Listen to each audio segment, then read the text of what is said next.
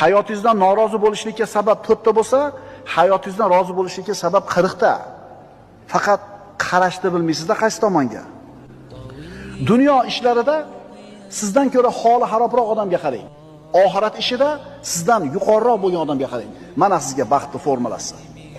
Dunyo matohi, tirikchilik masalasida sizdan holi xarobroq odam bor. Unga qarang-da, kuningizga shukr qilasiz, rozi bo'lasiz, baxtli bo'lasiz. Oxirat ishlarida sizdan ko'ra ulug'roq amalga qodir bo'layotganlar bor. Ularga qarang. Bizda teskarisi bo'lib qolgan.